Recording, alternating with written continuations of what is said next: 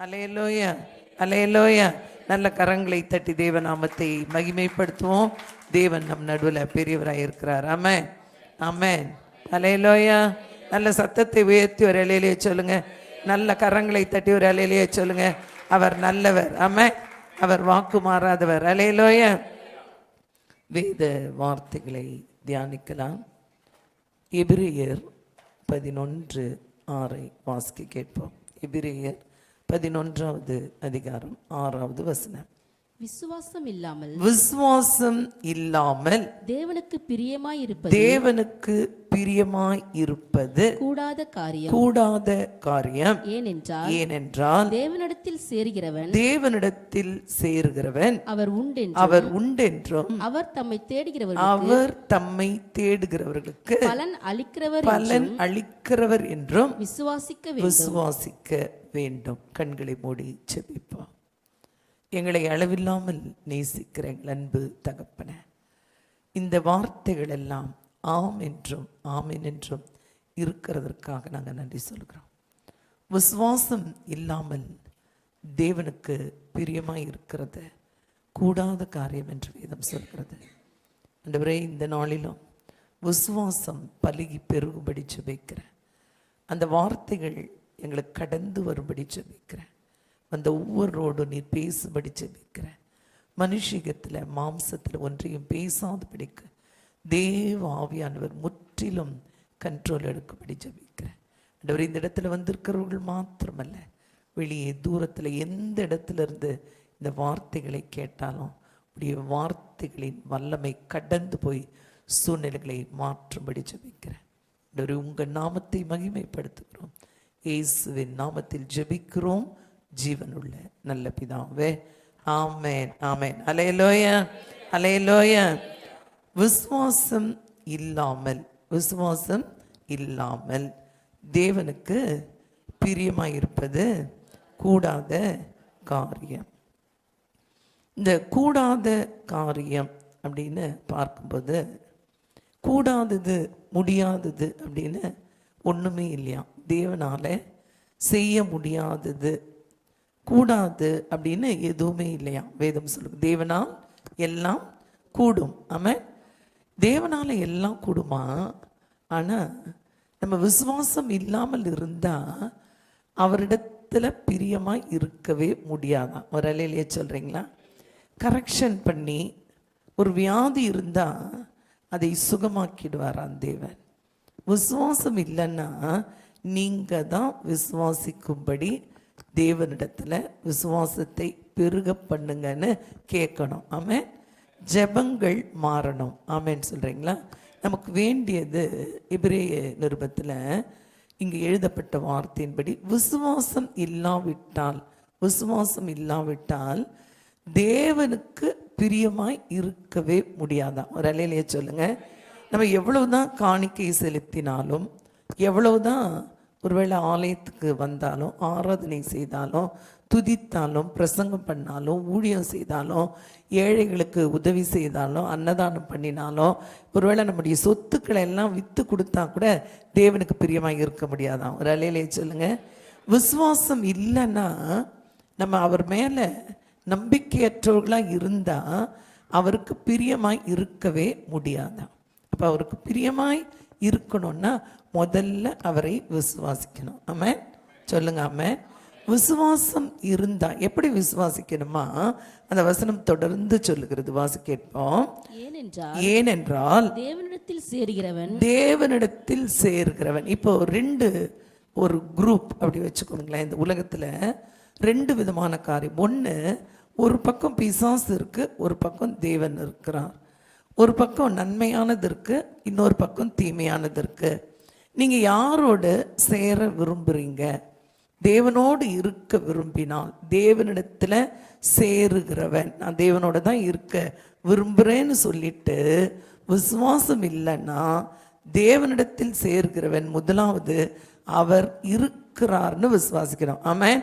அவர் உண்டென்றும் அவர் இருக்கிறாரா இல்லையா? ஆமென். அவர் இருக்கிறார், அவர் உண்டென்றும் தம்மை தேடுகிறவர்களுக்கு. ஒருவேளை உங்களுக்கு தெரியாமல் தேடிக்கொண்டிருந்தாலும் கூட உங்களுக்கு நம்பிக்கை இருந்தா, விசுவாசம் இருந்தா, தம்மை தேடுகிறவருக்கு பலன் அளிக்கிறார். அவர் கண்டிப்பா பதில் தருகிறவர். அல்லேலூயா. அவர் பதில் சொல்லாம இருக்கவே மாட்டார். ஒரு அல்லேலூயா சொல்றீங்களா? அவர்கிட்ட இருந்து பதில் வராத இடம்னு ஒரு இடத்தையும் பார்க்க முடியாது. ஆமென், ஆமென். அல்லேலூயா, அல்லேலூயா, அல்லேலூயா. பதில் தருகிறவர், இந்த வசனம் சொல்லுது, பலன் அளிக்கிறவர் என்றும் விசுவாசிக்க வேண்டும். அல்லேலூயா, அல்லேலூயா. இப்ப இதுதான் நமக்கு ரொம்ப கஷ்டமா இருக்கு. என்ன கஷ்டமா இருக்கு? விசுவாசிக்கவே முடியல. சூழ்நிலைகளை பார்க்கிறோம், தேவன் இருக்கிறார் என்பதை நம்மால விசுவாசிக்க முடியல. நம்ம சர்ச்சுக்கு வந்துடுறோம். எதுக்கு வரோம்? உபவாச கூட்டங்களுக்கு வரோம், சண்டே சர்வீஸ்க்கு வரோம், ஸ்பெஷல் கூட்டங்களுக்கெல்லாம் போகிறோம். நிறைய ஸ்பெஷல் கூட்டங்களுக்கெல்லாம் போகிறோம். எதுக்கு போகிறோம் அப்படின்னா, இங்கே போனால் இது நடக்கும், இந்த கூட்டங்களுக்கு போனால் இது நடக்கும். கூட்டங்களையோ அல்லது நபர்களையோ நீங்கள் பார்க்க ஆரம்பிச்சிங்கன்னா தேவனை பார்க்க முடியாது. ஆமாம். பர்சனலாக ஒரு இடத்துக்கு வரும்போது, ஆலயங்களுக்கு வருகிறது நல்லது. ஆமேன்னு சொல்லுங்க. ஒரு ஒரு ஒரு காட்சி, ஒரு சம்பவம் வேதத்தில் நடந்தது.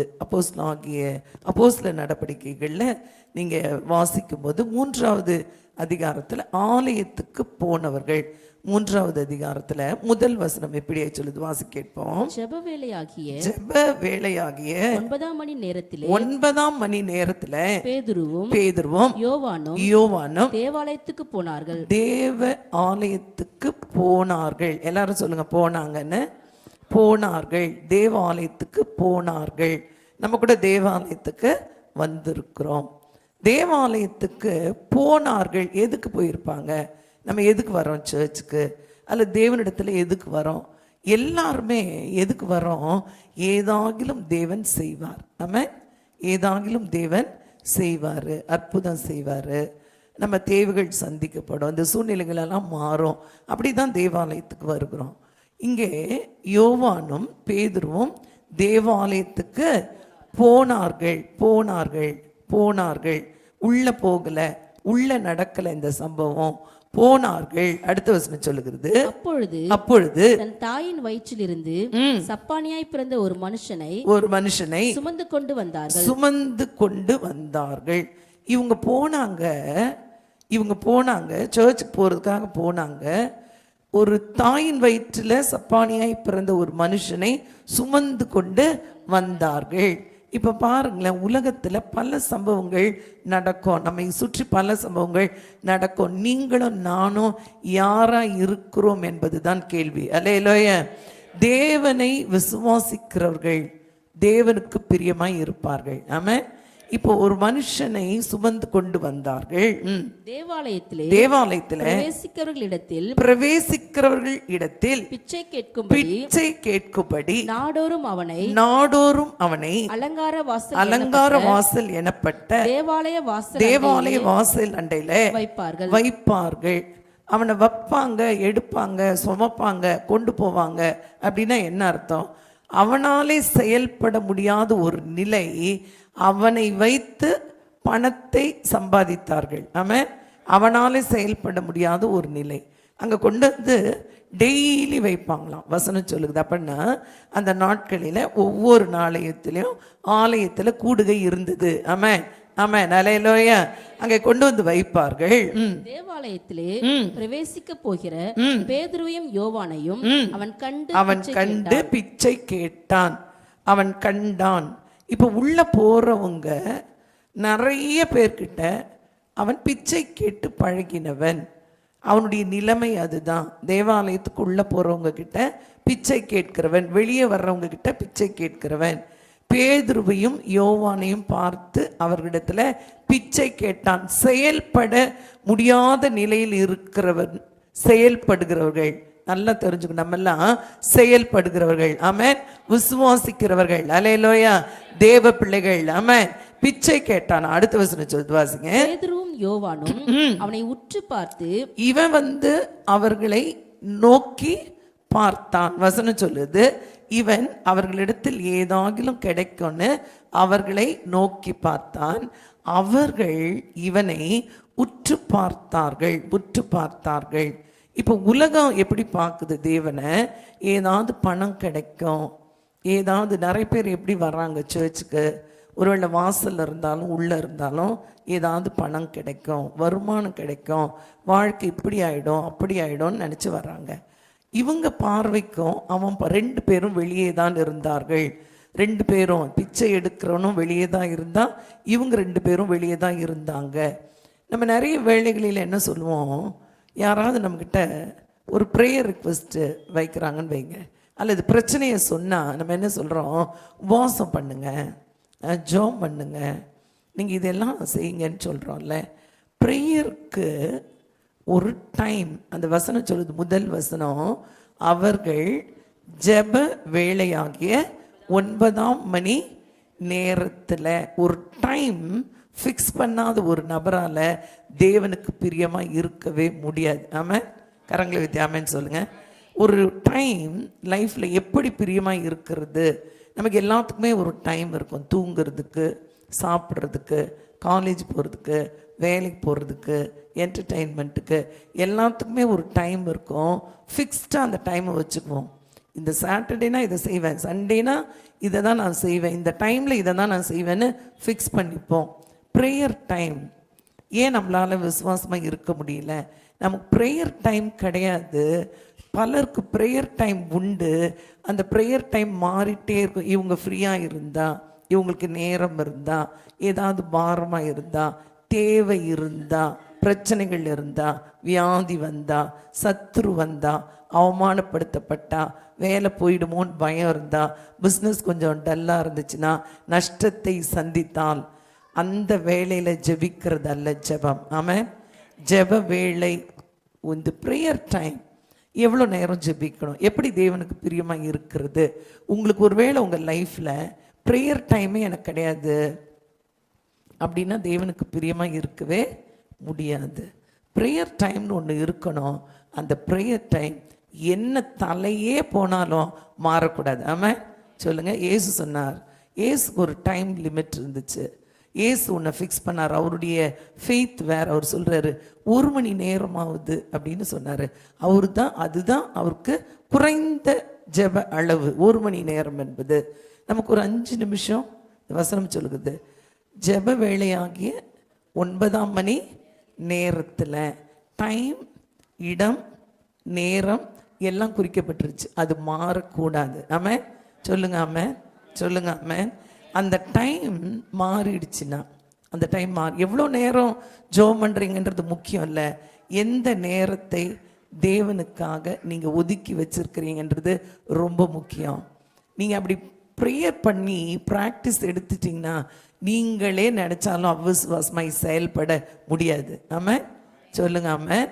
இவங்க ப்ரேயர்ஃபுல், இவங்க ரொம்ப ப்ரேயர் பண்ணுறதுக்காக அங்கே போல, அவங்களுடைய ஜெப நேரம் அது. அவர்கள் அங்கே உள்ளே போனார்கள். போகும்போது 2 பேருமே உள்ளே போன பிறகு நம்ம சொல்கிறது போல் நான் ப்ரேயர் பண்ணுறேன், இல்லை நீயும் ப்ரேயர் பண்ணு. பல ஆட்களுக்கு நீங்கள் ஜெபம் பண்ணுங்கன்னு சொல்கிறோம்ல. எதுக்கு ஜெபம் பண்ண சொல்கிறோம் தெரியுமா? ஜெபம் பண்ணினால்தான், நீங்கள் ப்ரேயர் பண்ணாதான் உடைய விசுவாசம் கொஞ்சமாவது பெருகும். ஆமாம் ஆமாம் நல்ல.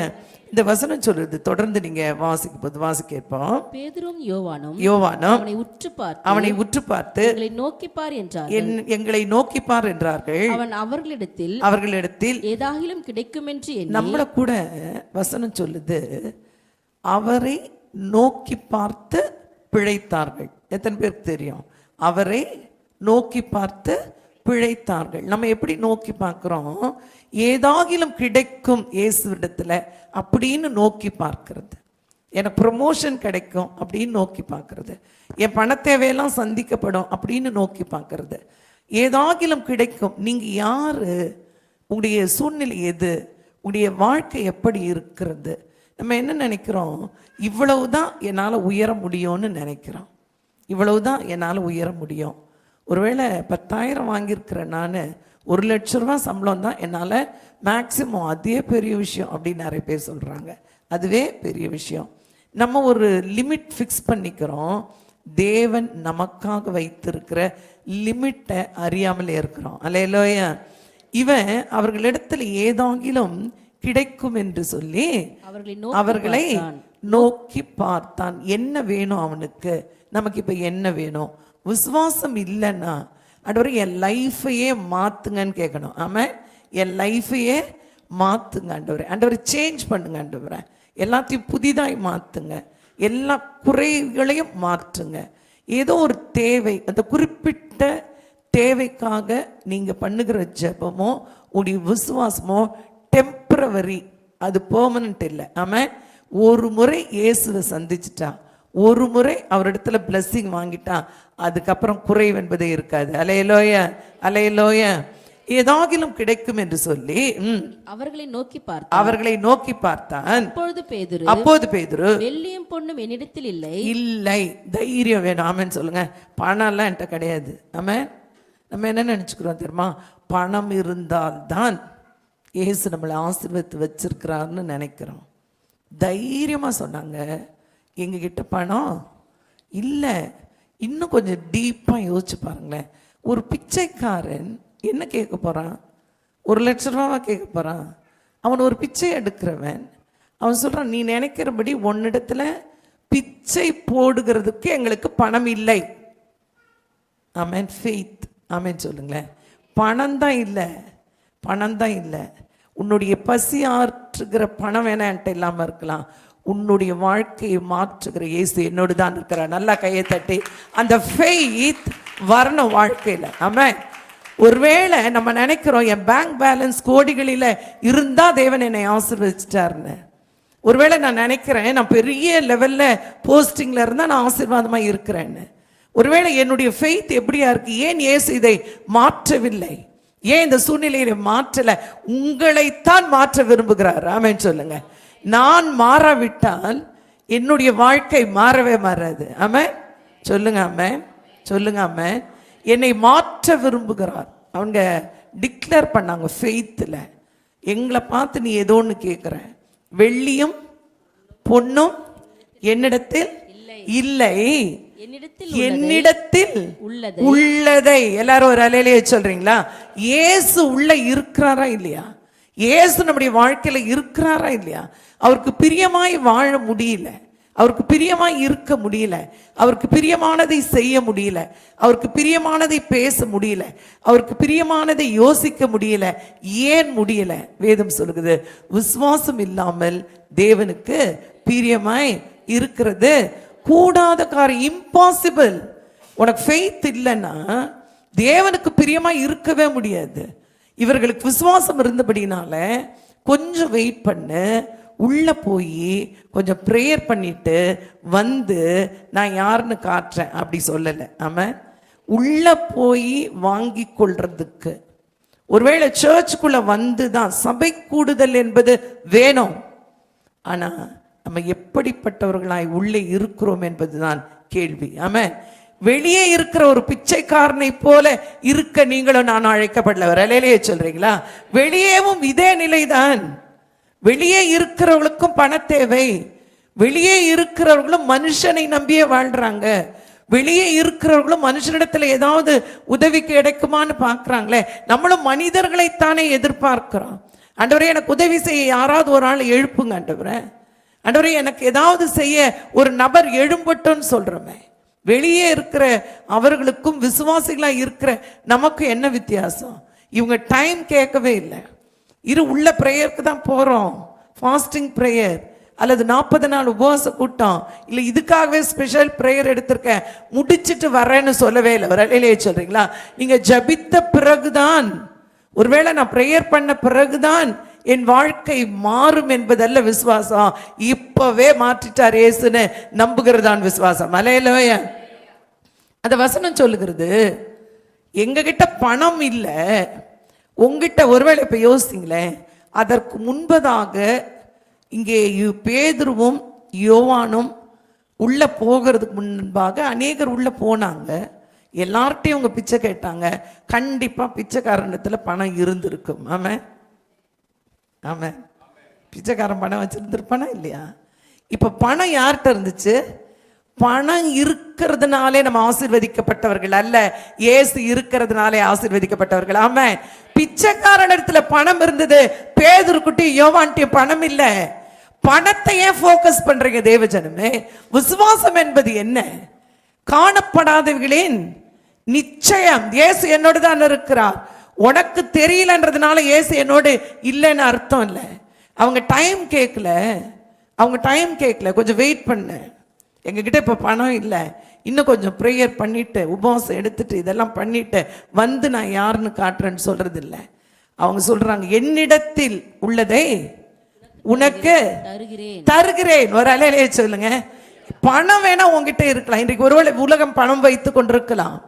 நீங்க அந்த பணத்தையே ஃபோக்கஸ் பண்ணிட்டு, அவனை விட நிறைய பேர் ப்ரேயர் பண்ணுவாங்க, ஆண்டவரே என் ஆஃபீஸில் ஒருத்தர் இருக்கா, ஆண்டவரே அவனை தூக்கிட்டு என்ன வைங்க ஆண்டவரே. நீ ஏன் அவனை ஃபோக்கஸ் பண்ற? ஆண்டவரே இந்த கம்பெனியை விட ஒரு கம்பெனி வந்திருக்கான், பெரிய கம்பெனி, அதில் எனக்கு போஸ்டிங் கொடுங்க. உன்னை எங்கே வைத்தால் தேவ நாமம் மகிமைப்படும் அவருக்கு மட்டும்தான் தெரியும். ஆமென். அல்லேலூயா, அல்லேலூயா. இவங்க சொல்றாங்க, எத்தனை நம்பிக்கை, எத்தனை ஃபெய்த். பயந்து கொண்டிருந்தவன் தான் பேதுரு. யாரு பயந்தவன்? இயேசுவை போல என்னையும் எல்லாரும் ஒரே மாதிரி இருப்பாங்களா? 12 சீஷர்களில் யார் இயேசுன்னு சொல்ல முடியாத அளவுக்கு யூதர்கள் எல்லாம் அதே சேம் ஏஜ் குரூப். அவங்கள பார்க்கும்போது அவங்களுடைய ஹேர் ஸ்டைல், அவங்களுடைய ட்ரெஸ்ஸிங் எல்லாம் இயேசு யாருன்னு தெரியாது. அதனால தான் யூதா காரியத்தை சொன்னா, நான் யாரை முத்தமிடுகிறோன்னா அவர் தான் இயேசு.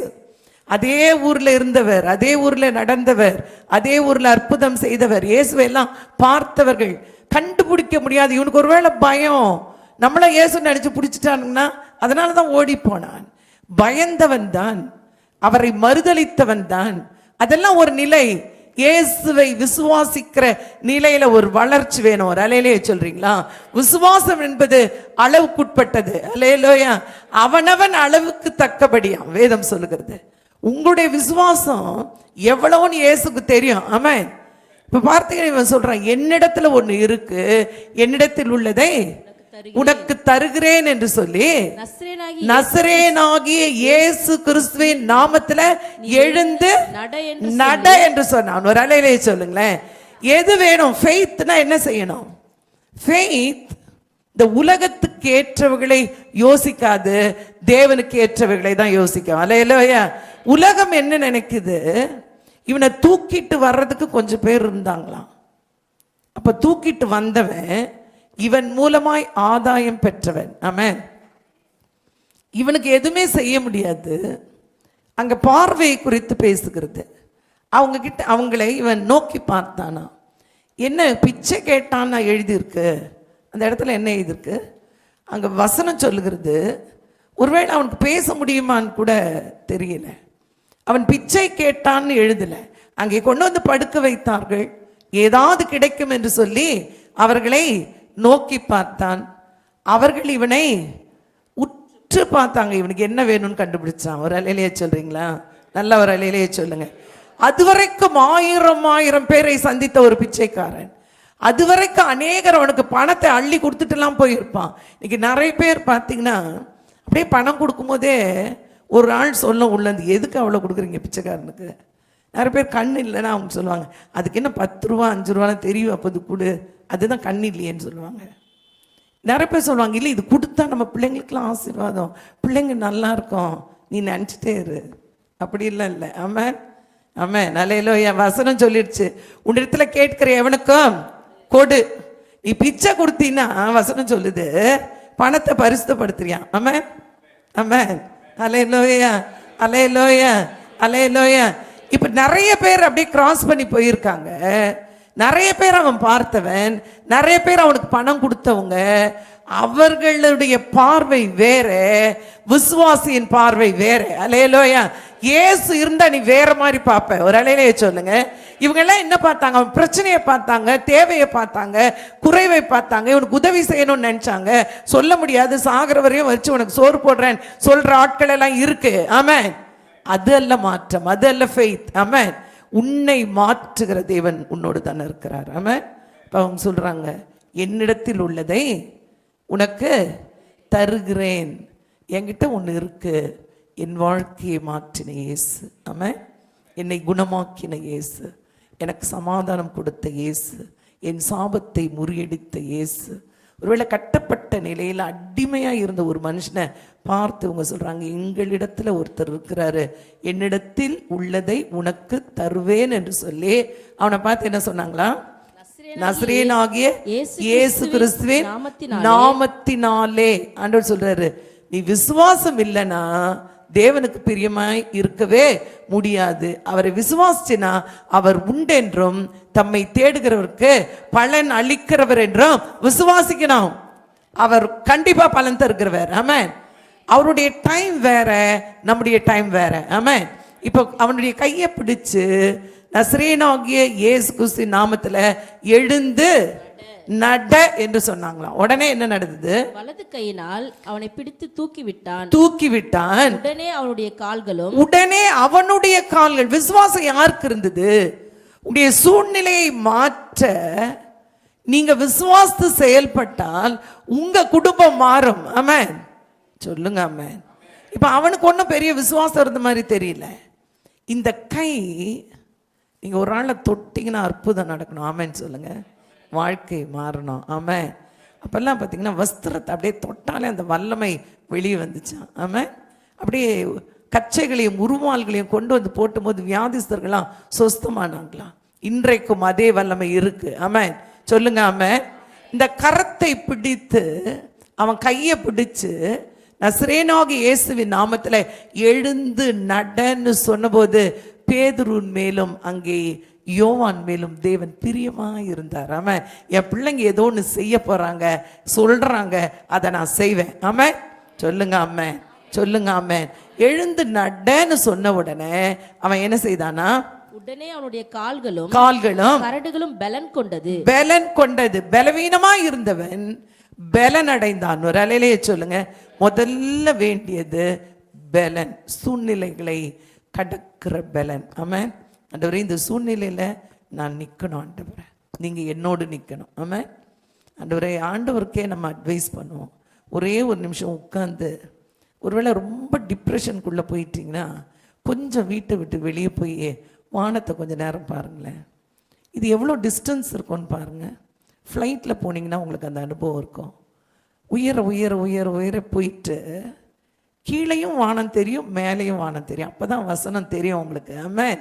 அல்லேலூயா. வானங்களும் வானாதி வானங்களும். அல்லேலூயா. வானங்கள் எழுதியிருக்கோர். அல்லேலூயா சொல்றீங்களா? எப்படி சிருஷ்டித்தார் தேவன், அதெல்லாம் நீங்க விளங்கிக் கொள்ள முடியாத ஞானம். அவ்வளவு சிருஷ்டித்தவர், பூமியை சிருஷ்டித்தவர். ஒரு ஆளாலையும் அளக்க முடியாத ஆழமா கடலின் ஆழம். ஒரு அலையிலே சொல்றீங்களா?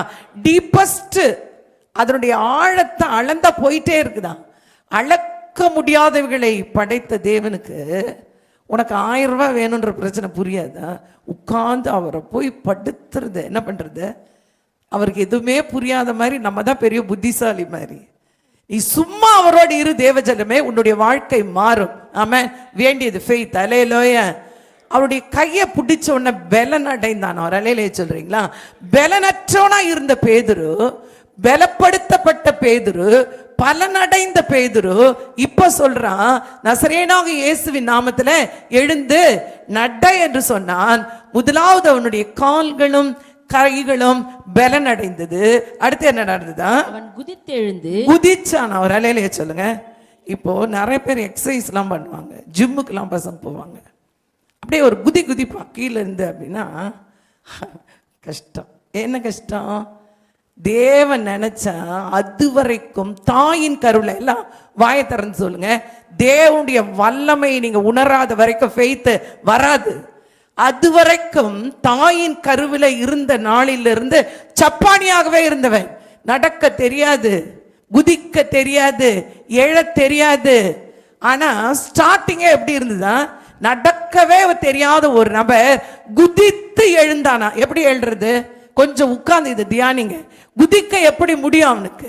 படுத்து கிடக்கிற ஒரு நபர் கையை பிடிச்ச உடனே கால்களிலும் கரங்களிலும் அந்த பலன் வந்ததினால அவன் என்ன செய்தானா? குதித்து எழுந்து முதல்ல ஜம்ப் பண்ணி பார்த்திருக்கான். ஒரு அலையிலேயே சொல்லுங்க, நல்லா கையை தட்டி. உங்க வாழ்க்கை மாறும். விசுவாசத்தால் தேவனுடைய மகிமையை காண்பீங்க. ஆமென். விசுவாசம் வேணும் நமக்கு. அவன் என்ன செய்தானா, குதித்து எழுந்து நின்று நடந்தான். அப்புறம் நடந்து குதித்து திரும்ப குதித்து தேவனை துதித்து பிராக்டிஸ் பண்ணி பார்க்கறான். இது என்ன டெம்பரரியா பெர்மனண்டா? ஒரு அலையிலேயே சொல்லுங்க, இது அற்புதமா அல்லது மேஜிக்கா? இது அற்புதமா? குதிச்சு பார்க்கறானா, நடந்து நின்று பார்த்தானா? நீங்க ஹாஸ்பிட்டலில் இருக்கிறவங்களுக்கு அந்த அனுபவம் தெரியும். பல நாள் அப்படியே படுத்துட்டே இருக்கிற ஒரு ஆளை டக்குன்னு தூக்கி உட்கார வச்சுக்கினா தலை சுத்தம். ஏன்னா பிரெயினுக்கு போக வேண்டிய பிளட்டு உடனடியாக போகாது. அது வரைக்கும் இந்த போர்ஷனில் ஓடிட்டு இருந்தது. இமீடியட்டாக உட்கார வச்சுக்கினா மயக்கம் வந்துடும். கொஞ்சம் கொஞ்சமாக அவங்கள ரிலாக்ஸ் பண்ணி உட்கார வைப்பாங்க. இது படுத்த படுக்கையாக இருந்தது. எழுந்து இப்போ குதிச்சு பார்த்தா குதிக்க முடிஞ்சது, நின்று பார்த்தா நிற்க முடிந்தது, நடந்து பார்க்குறான் நடக்க முடிஞ்சது. அகைன் ரிப்பீட் பண்ணி பார்க்குறான். திரும்ப என்ன செய்தானா, நடந்து பார்க்குறான் நடக்க முடியுது, குதிச்சு பார்க்குறான் குதிக்க முடியுது, நின்று பார்க்குறான் நிற்க முடிஞ்சிச்சு. இப்போது அவங்ககிட்ட எவ்வளோ பணம் இருந்துச்சு? நல்லா வசனம் படிங்க. இந்த வசனம் சொல்லுது, இவன் எழுந்து குதித்து நடந்து குதித்து என்ன செய்தானா, தேவனை துதித்து கொண்டு துதிக்க ஆலயத்துக்குள்ள வரணும்.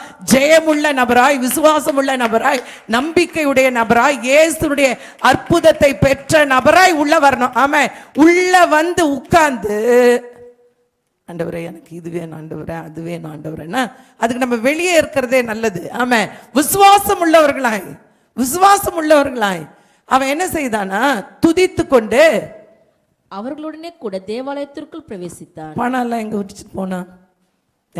கொஞ்சம் பிரதர் உங்களுக்கு என்ன கொஞ்சம் பணம் தருவான்னு கேட்டானா, அந்த பணம் என்கிற போக்கஸ் மாறியது. நல்லா கையை தட்டி. பணம் பணம் பணம் பணம்னு பிச்சைக்காரனா இருந்த நபர் இவங்க கூட போயிட்டானா. இவங்க கூட போனான்னு நீங்க சாதாரணமா படிச்சிட முடியாது. மிக சாதாரணமாய் தெருவில் பிச்சை எடுத்து கொண்டிருந்த ஒரு நபர் பேதுரு, அங்கே யோவான், அபிஷேகப்பட்டவர்கள். அதற்கு முந்தைய அதிகாரம் நீங்க படிச்சீங்கன்னா 3000 பேர் என்ன செய்தாங்களா, ரட்சிக்கப்பட்டார்கள். மிகப்பெரிய ஆளு.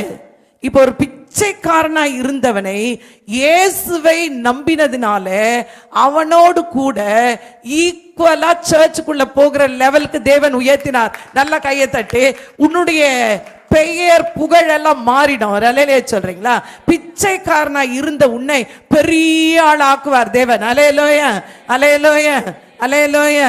இப்ப உள்ள போயிட்டான். பணம் எல்லாம் வெளியே தான் இருந்தது, படுக்கை வெளியே தான் இருந்தது. அவனை சுமந்து கொண்டு வந்தவர்கள் அதை பார்த்திருக்க கூடும். உள்ள குதித்து தேவனை துதிக்கிற ஒரு நபராய் அவன் போனதற்கு ஒரே காரணம், இவர்களுக்கு இருந்த விசுவாசம். இயேசுவை ப்ரேயர் பண்ணி வாங்கிக்கிற நிலை இல்லை, பெர்மனண்டா நம்ம கூட தான் இருக்கிறார் அவர். ஆமென். கரங்களை உயர்த்தி விசுவாசிக்கணும். ஆமென், விசுவாசிக்கணும். அற்புதத்தை கண்டார்கள். அங்க இருந்தவங்க எல்லாம் பார்த்தாங்க, இது எப்படி நடக்க முடியும்? நடக்கவே முடியாது உங்க வாழ்க்கையிலன்னு ஏதாவது ஒன்று இருந்ததுன்னா இப்ப சொல்லுங்க, ஆண்டவரே நான் விசுவாசிக்கிறேன், நடக்கும். ஆமென் சொல்லுங்க, நடக்கும். என்னால முடியாததுனால, எனக்கு முடியாததுனால நான் நினைச்சுக்கிறேன் முடியாதுன்னு. ஏன் என்னால முடியாதுன்னு நினைக்கிறேன்? விசுவாசம் இல்லாததுனால என்னால இது முடியாதுன்னு நினைக்கிறேன். விசுவாசம் வேணும். ஆமென், விசுவாசம் வேணும். வேதம் சொல்லுகிறது, தாவீது வர வர பலன் அடைந்தானா. என்ன அடைந்தானா? கொஞ்சம் பலன் இருந்தது அவனுக்கு. ஃபெய்த் மேல ஃபெய்த் ஆண்டவர் மேல வந்ததுனால வர வர வர வர வர வர பலன் அடைந்தானா. சவுலும் அவனுடைய குடும்பமும் வர வர பலவீனப்பட்டு போனார்களாம். ஒரு குடும்பம், 2 ராஜாக்கள், 2 பேருமே ஆளுகை செய்கிறவர்கள். ஒருத்தன் குடும்பமாய் பலவீனப்பட்டுட்டே போறானா, ஒருத்தன் பலனடைந்து கொண்டே போகிறான். எதனால தெரியுமா? தேவன் மேல இருந்த நம்பிக்கையும் விசுவாசமும். ஆமென், அல்லேலூயா அல்லேலூயா. நீங்க கம்பேர் பண்ணி பார்த்தீங்கன்னா, சவுல் மிகப்பெரிய ஒரு யுத்த வீரன், தாவீது யுத்தம் செய்தபோது தேவன் இருந்ததுனால சவுலை விட ஜெயிக்க வச்சார். ஒரு அல்லேலூயா சொல்லுங்க. இவன் ஒன்றும் யுத்த வீரன் கிடையாது, தாவீது ஒன்றும் யுத்த வீரன் கிடையாது. அவன் ஆடுகளை மேய்த்து கொண்டிருந்த. எனக்கு இது தெரியாது, எனக்கு இதில் ப்ராக்டிஸ் இல்லை. ப்ராக்டிஸ் தேவையில்லை, ஃபெய்த் ஒன்று போதும். ஆமென். ப்ராக்டிஸ் தேவையில்லை. இவனுக்கு ஒன்றுமே தெரியாது, ஆனால் பாட வச்சார் ஆண்டவர். சவுல் கொன்றது 1000, தாவீது கொன்றது 10,000. ஆடி பாடினாங்க. யார் செய்தது? யுத்தம் கர்த்தருடையது. அல்லேலூயா. ஒரு இடத்துல உன்னை ராஜாவாக்கணும்னு முடிவு பண்ணிட்டார்னா அவரே எல்லாம் செய்வார். அல்லேலூயா. இவன் பலனடைந்தானா? அவன் பலவீனப்பட்டு போனான். காரணம் என்ன? அவன் ரொம்ப பெர்ஃபெக்ட். சவுல் ரொம்ப பெர்ஃபெக்ட். நீங்கள் அப்படியே சவுலுடைய குடும்பம் அவனை பார்த்தீங்கன்னு சொன்னால் ரொம்ப அப்படியே பரிசுத்தம், நீதி, உண்மை அப்படி எல்லாம் பார்த்தவன். இவன் எல்லா தப்பும் பண்ணவன். ஆமாம். தாவீது பண்ணாததே கிடையாது, எல்லாம் பண்ணவன். ஆனால் இவன் தேவனோடு சேர விரும்பினான். அவன் சுயத்தில் நின்றான். ஒரு அல்லேலூயா சொல்லுங்க. தம்மை தேடுகிறவர்களுக்கு பலனளிக்கிற தேவன் நம்முடைய தேவன். ஆமாம். தாவீதுக்கு ஃபோக்கஸ் எல்லாம் தேவன் மட்டும்தான். சவுலுக்கு ஃபோக்கஸ் எல்லாம் எது நீதி, எது நியாயம், எது தர்மம், எது உண்மை, எது கற்பனை, இப்படியே இருந்தவன். அதனால தான் பலி பார்க்கிலும் கீழ்ப்படிதல் உத்தமம்னு சொல்லிட்டாரு சாமுவேல். நீ பலி செலுத்தினா என்ன, நீ பணம் கொடுத்தா என்ன, நீ எப்படி இருந்தா என்ன, கீழ்ப்படிதல் தான் முக்கியம்னு சொன்னார். ஒரு அல்லேலூயா சொல்றீங்களா? நல்ல ஒரு அல்லேலூயா சொல்லுங்க. இன்னொரு மனுஷனை குறித்து நம்ம வாசித்து முடிப்போம். நீங்க ஆதியாகமம் 26வது அதிகாரத்துல 2வது வசனம் இப்படியே சொல்லுது. வாசி கேட்போம். கர்த்தர் அவனுக்கு தரிசனமாகி நீ எகிப்துக்கு போகாம நான் உனக்கு சொல்லும் தேசத்திலே குடியிரு, இந்த தேசத்திலே வாசம் பண்ணு, நான் உன்னோட கூட இருந்து உன்னை ஆசீர்வதிப்பேன்னு சொன்னார். ஈசாக்கோடு பேசினார். நமக்கு எல்லாருக்கும் தெரியும் ஒரு நபருக்கு ஃபெய்த் எப்படி வரணும். அந்த வசனம் முதல் வசனம் சொல்லுகிறது, ஆபிரகாமின் நாட்களில உண்டான பஞ்சமே அல்லாமல் இன்னொரு பஞ்சம் ஈசாக்கின் நாள்லயும் வந்துச்சான். ஒரு அல்லேலூயா சொல்லுங்க. நீங்க இந்த வசனத்தை இப்படி எடுத்துக்கோங்களேன். பிரச்சனைகள் எங்கள் அப்பா காலத்தில் இருந்தது, தாத்தா காலத்தில் இருந்தது, என் காலத்தில் இருக்கு. நிறைய பேர் சொல்லுவாங்க எங்கள் குடும்பமே பிரச்சனை தான். ஆதியாகமம் 26:1 ஆபிரகாமின் நாட்களில உண்டான பஞ்சத்தை அல்லாமல் பின்னும் பிரச்சனையா? பின்னும் பிரச்சனை. ஆபிரகாமுக்கு ஒரு பஞ்சம், இப்ப ஈசாக்கின் காலம், பின்னும் ஒரு பிரச்சனை. நிறைய பேர் சொல்றோம் நம்ம வந்துட்டோம். ஆபிரகாம் தேவனாலே ஆசீர்வதிக்கப்பட்டவன், ஒரு ஆசீர்வதிக்கப்பட்ட ஒரு சந்ததி, வாக்குத்தத்தம் பண்ணப்பட்ட பிள்ளை. நம்ம நினைக்கிறோம்ல, நாங்கள் ஊழியக்காரங்க தானே, நான் நல்ல விசுவாசி தானே, என் குடும்பம் நல்ல பரிசுத்தமான குடும்பம் தானே, நான் ஒன்றும் பெரிய பாவம்லாம் செய்யலையே, ஏன் பிரச்சனை வருது? ஏதோ வந்துருச்சு. ஆபிரகாமின் நாட்களிலே நடந்தது போல பின்னும் ஒரு பஞ்சம் ஈசாக்கின் நாட்களிலே வந்துருச்சு. ஈசாக்கோடு தேவன் பேசினார். இதே தேசத்துல அப்படின்னா என்ன அர்த்தம்? பஞ்சம் இருக்குதா, நீ இரு, நான் உன்னோட தான் இருக்கேன். ஆமாம். பிரச்சனை இருக்குதா, இருக்கட்டும், நீ இரு, நான் உன்னோட தான் இருக்கேன். ஆமாம். போராடிக்கிட்டே இருக்கியா, பரவாயில்ல, இரு, நான் உன்னோட தான் இருக்கிறேன். ஆமாம். இங்கே இரு அப்படின்னு சொன்னார். இருக்க சொன்ன தேவன் அது கேட்ட அந்த ஈசாக்கு. ஆனா அபிமெலேக்கு சொல்றான், நீ இந்த தேசத்துல இருக்க கூடாது, நீ எங்களை விட்டு போயிடு. 17 என்று நினைக்கிறேன். நீங்க வாசிங்க 27வது வசனமா வாசிங்க. 26ல அப்பொழுது ஈசாக்கு அவர்களை நோக்கி, ஏன் என்னிடத்தில் 15வது வசனம் வாசிங்க. 15 அவன் தகப்பனாகிய ஆபிரகாமின் நாட்களில் அவனுடைய வேலைக்காரர் வெட்டின துறவுகளை எல்லாம் தூர்த்து மண்ணினால் நிரப்பி போட்டார்கள். அபிமெலேக்கு ஈசாக்கை நோக்கி நீ எங்களை விட்டு போய்விடு, நீ எங்களை விட்டு போயிடுன்னு சொல்றான். நீ எங்களை விட்டு போயிரு. தேவன் சொன்னார் இங்கதான் இரு. ஆமா, தேவன் சொன்னார் நீங்க தான் இருக்கணும். மனுஷன் சொல்றான் நீ எங்களை விட்டு போயிடுன்னு சொல்றான். இப்ப ஈசாக்கு என்ன பண்ணா, தேசத்தை விட்டு போகல, அங்க ஒரு இடத்தை செலக்ட் பண்ணி ஒரு இடத்துல இருக்கிறான். தேவன் அவனை தேடி போனாராம். ஒரு அலையிலே சொல்லுங்க. நீங்க வீட்டில் போய் அருமையான ஒரு வேத பகுதி, தேவன் அவனை தேடி போனானா. அவன் வர வர விருத்தி அடைந்தான். வசனம் சொல்லுது, அவன் வர வர விருத்தி அடைந்து மகா பெரியவனாகி ஐஸ்வர்யவானான. வாசிக்கும் அந்த வசனத்தை 6. அவன் ஐஸ்வர்யவனாகி வர வர விருத்தி அடைந்து மகா பெரியவனானான். அவனுக்கு ஆட்டு மந்தை வர வர விருத்தி அடைந்தான். எங்க? அந்த ஆண்டிலே. எந்த ஆண்டில? தேவன் சொன்ன அந்த வார்த்தையை கேட்டு அந்த பஞ்ச காலத்துல அவன் ஒரு விதையை விதைத்த போது, அதுக்கப்புறம்தான் துறவுகளை தோண்டினானா. முதல் நிலை கீழே தண்ணி இருக்குதா இல்லையான்னு ஈசாக்குக்கு தெரியாது. ஆமென் சொல்லுங்க. ஆமென். பிரச்சனை இருந்தது, பஞ்சம் இருந்தது தெரியும். அங்கே விளை நிலங்கள் விளையாமல் இருந்தது தெரியும். மழை இல்லாமல் இருந்தது தெரியும். துறவுகளில் தண்ணியே வராமல் இருந்தது தெரியும். எல்லா இடத்துலையுமே அங்கே வறட்சி. உங்கள் வாழ்க்கையில் கூட எல்லா பகுதியிலுமே பிரச்சனை. ஆனால் விசுவாசிக்க முடியாத ஒரு நிலை. நீங்கள் விசுவாசிச்சிங்கன்னா தேவனுக்கு பிரியமாக இருப்பீங்க. ஆமாம். இப்போ ஈசாக்கு அவன் பார்க்குறான், ஒரு ராஜா சொல்கிறான், நீ இந்த தேசத்தில் இருக்க கூடாது, எங்களை விட்டு போயிடு. ஆனால் தேவன் சொன்னார், நீ இங்கே தான் இருக்கணும். சூழ்நிலைகள் எதிர்மறையாக இருக்கும்போது, எதுவுமே இல்லாத போது, சாப்பிட வழியே இல்லாத போது, சாப்பிட வைத்திருந்த அந்த விதைகளை அவன் விதைத்தான். அவன் விதைச்சது, ஒருவேளை இது இருந்தால் இன்னும் கொஞ்ச நாள் சாப்பிடலாம். அவன் வர வர விருத்தி அடைந்தான். 100 மடங்கு ஆசீர்வதிக்கப்பட்டான்னா இருந்த எல்லாவற்றையுமே விதைத்தான். ஆமென் சொல்லுங்க. எனக்கு இது வச்சு கொஞ்சம் சாப்பிட்றேன், தேவனுடைய வார்த்தை விசுவாசிச்சா 100 மடங்கு விசுவாசிக்கணும். ஆமென். இவன் விதைத்த போது அதை விளையச் செய்தார் தேவன். கீழே அது வரைக்கும் தெரியாது தண்ணி எங்கே இருக்குதுன்னு. ஆனால் இவன் போய் ஒரு இடத்துல இருந்தபோது அங்கே இருந்த அவனுடைய வேலைக்காரர்கள் துறவுகளை தோண்டினாங்க. ஏன் தோண்டினான் தெரியுமா? இங்கே விளைந்ததே, உங்களை பார்க்குறவங்க உங்கள் ஆசீர்வாதத்தை பார்க்கணும். ஆமாம். இங்கே விளைந்ததை எப்படி விளைஞ்சிருக்கோம்? கீழே தண்ணி இருந்தால் தான் விளையும். ஆமாம் சொல்லுங்க. ஆமாம். எந்த இடத்துல நீங்கள் கால் வச்சாலும் அங்கே கொண்டு வந்து வைப்பார் தண்ணியை. ஆமாம் சொல்லுங்க.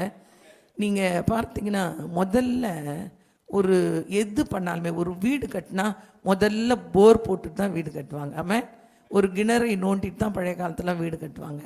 ஒரு விளை நிலம்னு சொன்னால் அங்கே கண்டிப்பாக நீர் பாய்ச்சுக்கிறதுக்கான வழிகளை செய்துட்டு தான் விதைக்கவே ஆரம்பிப்பாங்க. ஆமாம். எதுவுமே செய்யவே இல்லை, எதுவுமே செய்யலை. வெறும் காய்ந்து போன, வறண்டு போன, விளையவே முடியாத இடத்துல எங்கேருந்து எடுத்தான் தண்ணி? எங்கே ஈரமாக்கினான் அந்த இடத்த? விதைத்தான் எழுதியிருக்கு. ஆமென் சொல்லுங்க. விதைத்தான். சிம்பிள்.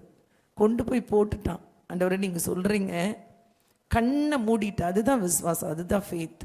அந்த கரடு முரடான காய்ந்து போய் பலன் கொடுக்க முடியாத ஒரு நிலத்தில் ஈசாக்கு கொண்டு போய் விதைகளை போட்டார்ல, அதுதான் தேவன் பேரில் இருக்கிற விசுவாசம். ஐயோ பஞ்சமாக இருக்குதே, மழை இல்லாத இருக்குதே, விளையாத நிலங்களாக இருக்குதே, ஒரு இடத்துலையும் விளையவே இல்லையே, நம்ம போய் இப்போ இருக்கிறதையும் போட்டுடுறோமே, இதுவும் போச்சுன்னா நடுத்தருக்கு வந்துடுமே, அதெல்லாம் அவன் நினைக்கவே இல்லை. அவன் தேவன் சொன்னார் நான் செய்வேன், அவ்வளோதான். அதுக்கு மேலே அவன் யோசிக்கலை. அது விளைந்த போது, 100 மடங்கு விளைந்த போது அவருடைய வேலைக்காரர்கள் எல்லாம் அதை பார்க்குறாங்க. ஈசாக்கு போய் துறவுகளை தோண்ட சொல்லலை. ஈசாக்கின் வேலைக்காரர் ஆபிரகாம் தோண்டி இருந்த துறவுகளை போய் தோண்டும் போது அங்கே தண்ணீர் வந்தது. அல்லேலூயா, அல்லேலூயா. நம்முடைய விசுவாச வாழ்க்கைனா என்னது? நம்ம என்ன நினைக்கிறோம்? எல்லாமே ஃபேவராகவே இருக்கும், எதுவுமே எதிர்ப்பே இருக்காது, நம்ம நினைக்கிறதெல்லாம் நடக்கும். நடக்கவே முடியாதவைகளை நடப்பிக்கிறவர் நம்முடைய தேவன். ஆமாம். அவருடைய நாமமே அதிசயம். ஒரு அலையிலே சொல்லுங்களேன். உலகத்தில் இருக்கிற மனுஷர்களைப் போல வாழ உங்களை என்னையும் அவர் அழைக்கலை. ஆமாம். அவர் என்ன செய்யணும்னு நினைக்கிறாரோ, டிசைட் பண்ணுறாரோ, அதை நம்முடைய வாழ்க்கையில் செய்வார். ஈசாக்கை பார்த்து எங்களை விட்டுட்டு போயிடுன்னு சொன்ன அபிமெலேக்கு அவனை தேடி வந்து ஒரு வார்த்தையை பேசுகிறான். நீங்கள் ஆதியாகமம் 27:35 நீங்கள் வாசிக்கும்போது வாசிப்போம். அதற்கு அவன், உன் சகோதரன் தந்திரமாய் வந்து உன்னுடைய ஆசீர்வாதத்தை 26 வாசிக்குமா? 26 ஈசாக்கு அவர்களை நோக்கி, ஏன் என்னிடத்தில் வந்தீர்கள்? 27வது வசனம். அப்பொழுது ஈசாக்கு அவர்களை நோக்கி, ஏன் என்னிடத்தில் வந்தீர்கள்? நீங்கள் என்னை பகைத்து என்னை உங்களிடத்தில் இராதபடிக்கு துரத்தி விட்டீர்களே. ஒருவேளை துரத்தி விட்டுட்டாங்களா வேலையிலிருந்து, அல்லது நீங்க வாழுற உங்க குடும்பத்திலிருந்து, உறவுகள் நடுவில் இருந்து, இருக்கிற ஊழியத்திலிருந்து, ஒருவேளை உங்களுடைய பிஸ்னஸில் ஏமாத்துறாங்களா, உங்களை துரத்திட்டாங்களா, நீங்கள் தேடி போக மாட்டீங்க, சத்ரு உங்களை தேடி வருவான். ஆமென். ராஜாவாக இருந்தாலும் தேடி வருவான். ஆமென். அல்லேலூயா. ஈசாக்கு தனிமைப்படுத்தப்பட்டான், ஈசாக்கு தள்ளப்பட்டான். ராஜா அவனை சொல்கிறான், நீங்கள் இருக்க கூடாது, நீங்கள் இருக்க கூடாது. இப்போ ராஜா அவனை தேடி வரான். இப்போ அவன் கேட்குறான், நீங்கள் என்னை பகைத்து என்னை துரத்தி விட்டீங்களே, இப்போ ஏன் என்னிடத்தில் வந்தீர்கள்? ஏன் வந்தீங்க? ஏன் வந்தீங்க? ஃபோக்கஸ் தேவனாக இருந்தால், பணம் ஃபோக்கஸாக இல்லாமல் இருந்தால் பணம் உங்களை தேடித்தானே வரும். ஆமாம், மனிதர்கள் எல்லாம் உங்களை தேடித்தானே வருவாங்க. அல்லேலூயா. அவருடைய ஃபோக்கஸ் பணம் இல்லை. வசனம் சொல்லுறது, ஈசாக்கு அந்த ஆண்டில் விதை விதைத்தான், தேவன் 100 மடங்கு அவனை ஆசீர்வதித்தார். அதனால அவன் வர வர விருத்தி அடைந்து மகா பெரியவனானான். ஒரு அலையிலேயே சொல்லுங்க. இப்போ ராஜாவை விட பெரியவன் ஆயிட்டான். ஒரு அலையிலேயே சொல்றீங்களா? எங்கேயாவது ஒரு இடத்துல நீங்கள் அந்த அதிகாரத்தில் தேடி பாருங்களேன். ஈசாக்கு நான் பெரிய ஆளாகணும், நான் பணக்காரன் ஆகணும், ராஜா விட நிறைய பணம் வேணும், நான் செய்கிறதெல்லாம் நடக்கணும் அப்படின்னு எங்கேயாவது ஒரு இடத்துல ஜோம் பண்ணி இருக்கிறானான்னு தேடி மட்டும் பாருங்க. விசுவாசம் என்பது என்னன்னா, அவர் என்ன சொல்கிறாரோ அதை செய்யறது, தேவன் என்ன பேசுகிறாரோ அதை செய்யறது, மனுஷிகமாய் கிரியை செய்யாமல் இருக்கிறது. நம்ம என்ன நினைக்கிறோம், நான் கேட்டாதான் ஆண்டவர் தருவார். கேளுங்கள்னு சொன்னார், அபிஷேகத்தை கேளுங்கள்னு சொன்னார், தேவனுடைய ராஜ்யத்தை தேடுங்கள்னு சொன்னார். நம்ம எதையோ தேடிட்டுருவோம். ஒரு இடத்துல கூட ஆண்டவரை நான் பெரிய ஆளாகணும்னு கேட்கவே இல்லை. ஆனால் அந்த வசனம் சொல்லுகிறது 27 நீங்கள் வாசிக்கும் போது ஏன் வந்தீங்கன்னு கேட்குறான். அடுத்த வசனம், அதற்கு அவர்கள் நிச்சயமாய் கர்த்தர் உம்மோடு கூட இருக்கிறார் என்று நாங்கள் கண்டோம். ஒரு அலையிலேயே சொல்லுங்க, நல்ல கையை தட்டி. ராஜாக்கள் பார்ப்பாங்க. ஒரு அலையிலேயே சொல்லுங்களேன். உங்களை ஒரு ஆள் பார்த்துட்டா அந்த ஆளுக்கு நல்லா தெரிஞ்சிடும், கர்த்தர் இவங்களோட இருக்கிறார், இயேசு கூட இருக்கிறார். அன்றைக்கு யோவானையும் பேதுருவையும் பார்த்த உடனே, அந்த பிச்சைக்காரன் நடந்த உடனே உள்ள இருக்கிறவங்களுக்கும் தெரிஞ்சது, வெளியே இருக்கிறவங்களுக்கும் தெரிஞ்சது, இயேசு இவர்களோடு இருக்கிறார்னு. அல்லேலூயா, அல்லேலூயா.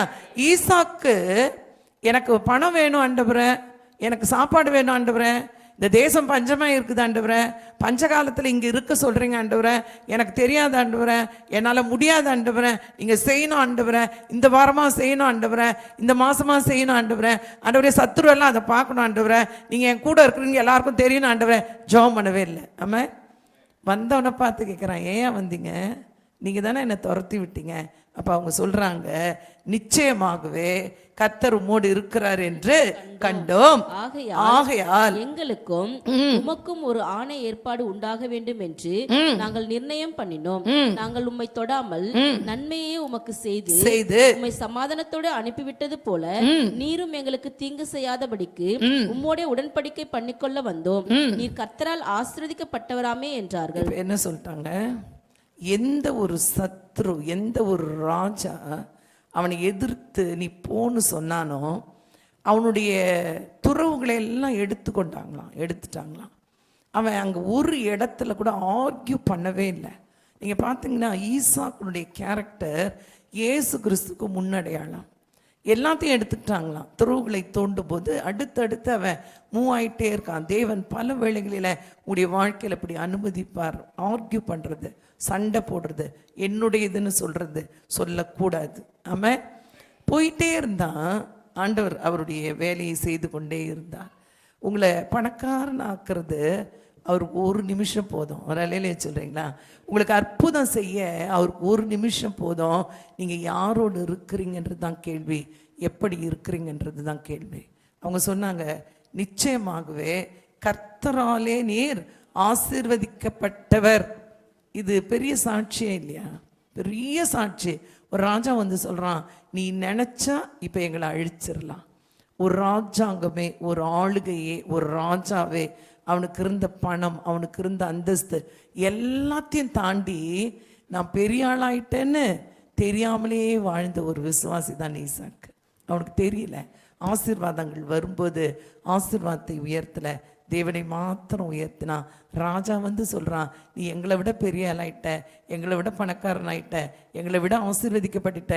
நிச்சயமாகவே மெய்யாகவே கர்த்தராலே நீர் ஆசீர்வதிக்கப்பட்டவர். நம்ம 2 பேரும் ஒரு உடன்படிக்கை பண்ணி கொள்ளலான்னு சொன்னானே வேதம் சொல்லுகிறது. நீங்க மாத்திரம் விசுவாசிச்சு பாருங்களேன். விசுவாசம் இல்லாம பணம் இல்லைன்னு தெரியுது, சுகம் இல்லைன்னு தெரியுது, நம்முடைய தேவைகள் எல்லாம் தெரியுது, விசுவாசம் இல்லைன்றது மட்டும் நமக்கு தெரியல. விசுவாசம் இல்லாமல் தேவனுக்கு பிரியமா இருக்கிறது கூடாத காரியம். ஈசாக்கு விசுவாசிச்சான். ஆண்டவர் சொன்னார், ஈசாக்கு நீ இந்த தேசத்தில் குடியிரு. நான் கேட்டிருக்கலாம், ஏன் ஆண்டவரை? ஒரு பஞ்சம் ஆண்டவரை, இது பஞ்சம் ஆண்டவரை, பஞ்சம் இருக்குது ஆண்டவரை இந்த தேசத்துல, ஒரு நல்ல தேசமா எனக்கு கொடுங்களா ஆண்டவரை. நல்லதை தர அவருக்கு தெரியும். ஆமென். எந்த இடத்துல நீங்க இருக்கிறீங்களோ, எந்த சூழ்நிலையில இருக்கிறீங்களோ, அந்த சூழ்நிலையை ஆசீர்வாதமாய் மாற்ற தேவனாலே கூடும். ஆமென். அல்லேலூயா. முதல்ல நமக்கு வேண்டியது விசுவாசம். அதனால தான் ஆண்டவர் சொல்றாரு, நீங்க விசுவாசித்தால் தேவனுடைய மகிமையை காண்பீர்கள். எனக்கு இது செய்யுங்க ஆண்டவரேன்னு நமக்கு அவருக்கு சொல்ல தேவையில்லை. நமக்கு என்ன செய்யணும்னு அவருக்கு தெரியும். ஈசாக்கு செபிக்கவே இல்லை, ஆண்டவரே எனக்கு இதெல்லாம் செய்யுங்கன்னு. ஈசாக்கை ஐஸ்வர்யவானாய் மாற்றினவர் தேவன். அல்லேலூயா. அங்கே பேதுரு ப்ரேயர் பண்ணலை. ஒருவேளை இருப்பான், கண்ணை மூடு. ஃபெய்த் இருக்குதா? நம்பிக்கை இருக்குதா? உங்கள் வீட்டில் எல்லாம் சர்ச்சுக்கு போகிறாங்களா? நீலாம் ஞானஸ்தானம் எடுத்திருக்கியா? அப்போ தான் அற்புதம் நடக்கும், இல்லைன்னா நடக்காது அப்படின்னு அவனை ஒன்றும் அறிக்கையெல்லாம் பண்ண வைக்கல. இவர்களுக்கு இருந்த விசுவாசம், இவர்களுக்கு இருந்த விசுவாசம். ஆண்டவரை நோக்கி, ஆண்டவரை அப்போ ஜெபம் பண்ண போகிறேன் ஆண்டவரை, எனக்காக நீங்கள் எப்படியாவது ஏதாவது ஒன்று செய்யுங்க ஆண்டவரை. எதுவுமே கேட்கல. அதுதான் விசுவாசம். ஆமென். ஒரே ஒரு நம்பிக்கை, என்னிடத்தில் இருக்கிறதே உனக்கு தருவேன். நசரேயனாகிய இயேசுவின் நாமத்தில் எழுந்து நட. சூழ்நிலையை பார்த்து பேசுங்க, விசுவாசத்தோடு பேசுங்க, அற்புதங்களை காண்பீர்கள்.